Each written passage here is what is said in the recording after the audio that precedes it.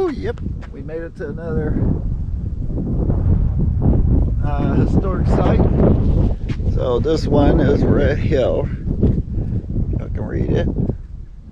Welcome to the Fanthorp Inn. This is a stagecoach stop and inn that operated from 1834 to 1868. As you see the rooms, they are interpreted as it is the 1850s. But the story begins with the man on the left over there, Mr. Henry Fanthorp. He was born in Lincolnshire, England in 1790. He came to Texas in 1832 and purchased a quarter league of land, that is 1,100 acres, from Francis Holland, who is one of the old 300, those first families that Austin brought here to Texas. And that's where this building began. It was originally a two-room log structure. You can actually see here, these are the original cedar logs that were cut down in 1834. You can still see the saw marks in there. He paid extra to have it sawed flat so that he knew eventually he wanted to put this siding on here. Originally, it was just these two rooms. The bedroom was over there, and this was supposed to be their parlor. But what ended up happening was there were so many people that were traveling right in front of their front porch that he started putting beds in this room and letting it out to guests, charging them for the night. There were so many people traveling in front of their front porch because the road that you took down to get here was at one time one of the busiest highways in Texas. Fanthorp was known as one of the great hosts of the area. He had the finest wines, liquor, tea, tobacco, coffee, anything you could want. He was having it for sale here. With the stagecoach came the mail, so this was the first post office in the area.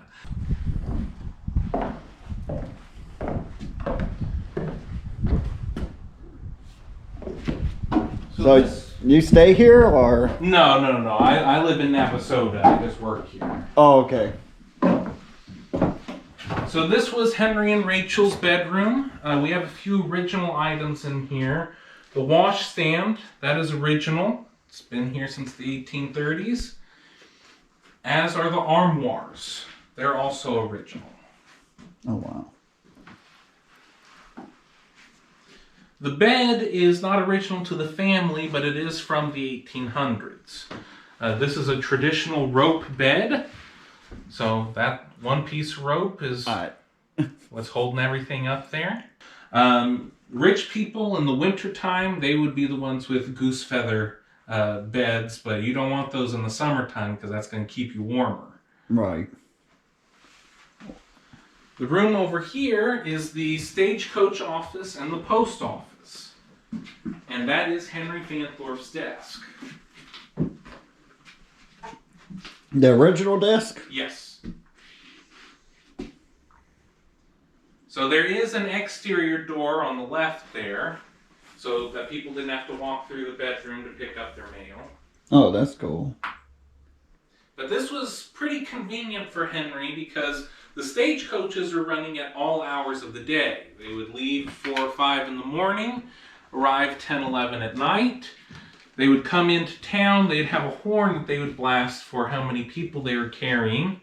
Henry would get out of bed, check them all in, then go right back to sleep. This addition was put on in 1850. Oh, what is this? So that is a cistern, and that is the original cistern. This was a way to get water.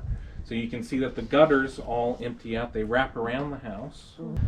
So he would have had 2 cisterns here. The other one has been destroyed, but this one is still here.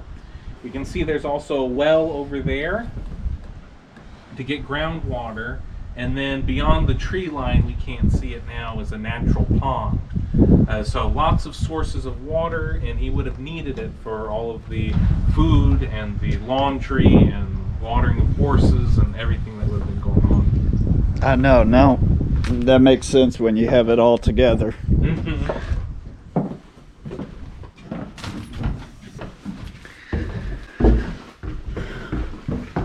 They sure made these stairs steep. Yeah. So the room to the left, number 7, is the common room. For $1, that got you a spot in one of those beds. Not the whole bed. What? Right. You were most likely going to be sharing it with somebody you didn't know.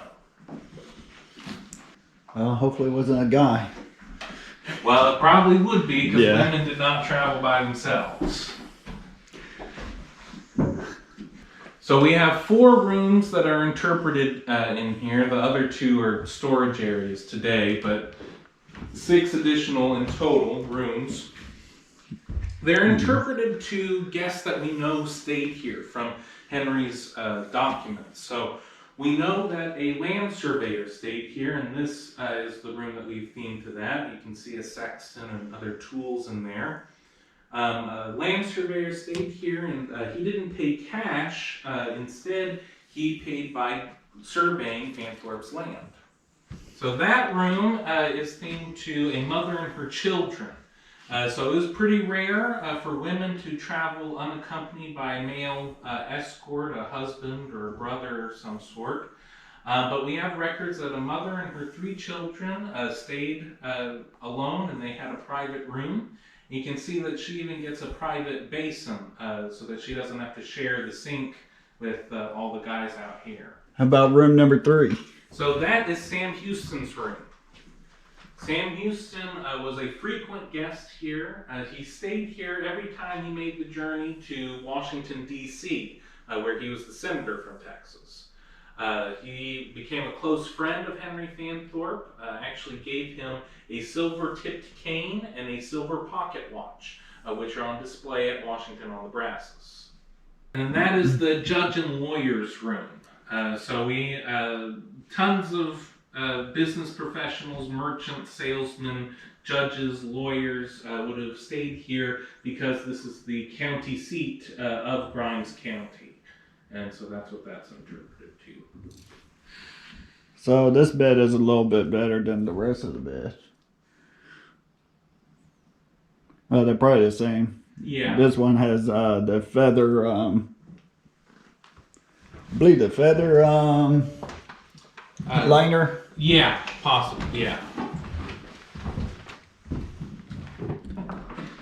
So part of that $1 or $1.50 got you 2 meals in here.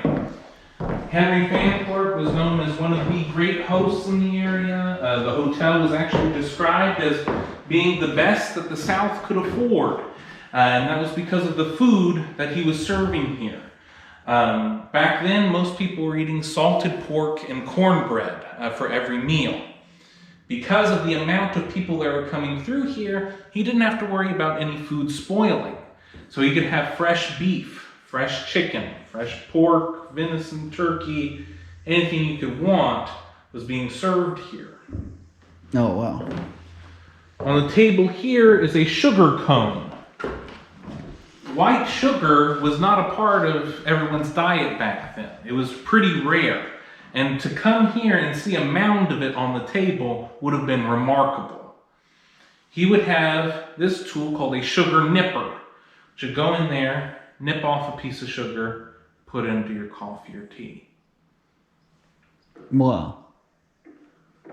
The coffee that was served here was described as being so strong it could hold up an iron wedge.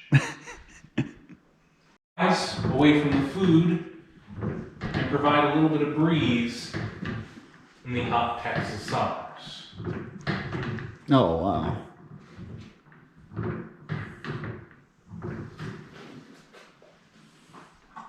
But this thing just sitting there all day doing that. Did he have to stand there, or could he just like sit down? We don't know. I'm pretty sure he had to stand. Makes sense. And it wouldn't have been all day, it just would have been when the meals were served here. Yeah. But that was what happened. Wow. In the back corner there is that pantry I was talking about that was painted black.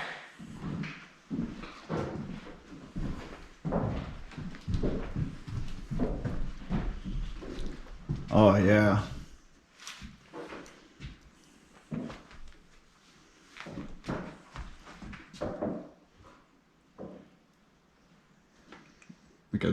doesn't absorb the heat. So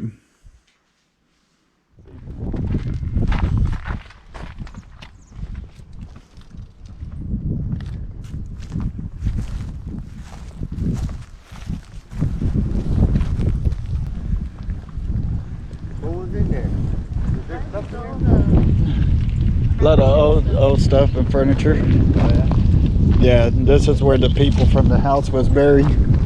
What, not for real? Yeah, that's why I want to go check it out.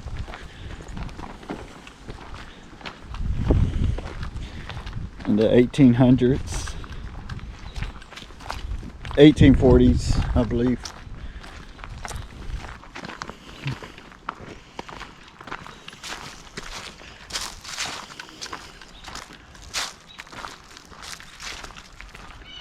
Here's where you can find ghosts right here.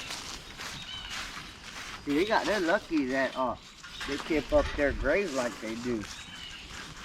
You know what I mean? I know. They're part of that house or whatever. Cause people's graves don't be lasting like that 100 years. Yeah, I know. You know firsthand where we went. Yeah.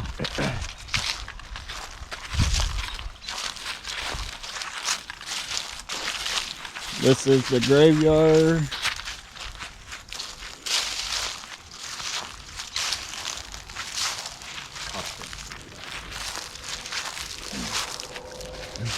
Yeah, see, these are 1954s, but you could tell the old ones. 1845.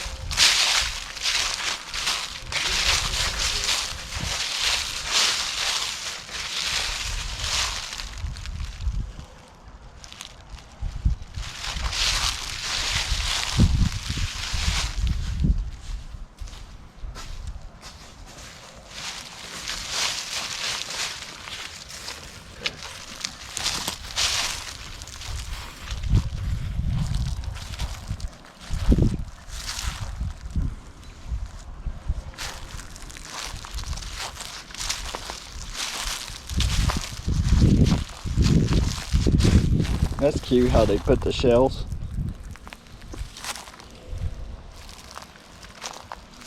They just laid them right there and put cement over them. Yeah.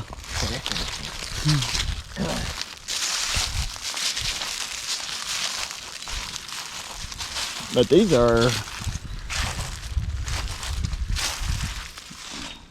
this is 1901.